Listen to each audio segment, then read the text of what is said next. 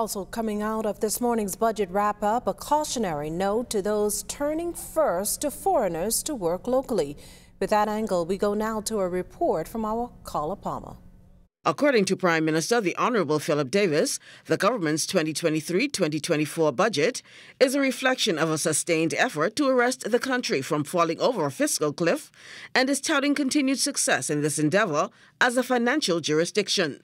We are making amendments to the existing legislative framework for digital assets and registered exchanges to address ongoing developments in that field and to offer more oversight and protection mechanisms with the full expectation that we will retain our position as one of the most well-regulated fintech jurisdictions in the world. Unapologetic of the government's position of Bahamians first, primarily as it relates to employment, the Prime Minister highlighted his administration's increase in work permit fees and the establishment of an immigration levy fund in the process, sending a strong warning to some employers. This modest increase in work permit fees, they objected to this. I know.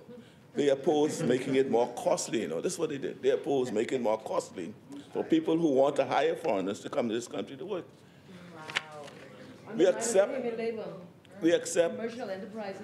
We accept that in some instances. Look, we understand, this is not anti-foreigners. We just pro-Bahamian. Prime Minister Davis says while some foreign workers are required to build capacity, training Bahamians to take over must be the end result.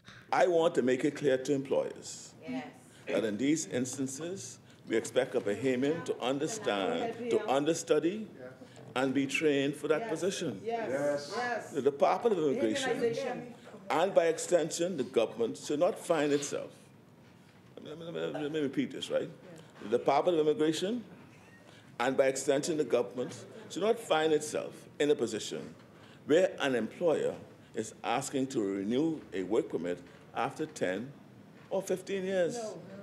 This is unacceptable, especially when our database at the Department of Immigration and at the Department of Labor shows that Bahamians are qualified to fill the posts. I've asked the Department of Labor to hold these employees accountable and ask the Department of Immigration to deny renewal applications where we have suitably qualified Bahamians living here or abroad. Prime Minister Davis says his government is determined and prepared to take the steps necessary to secure the country's future and intends to do just that. For the Bahamas Tonight, I'm Carla Palmer.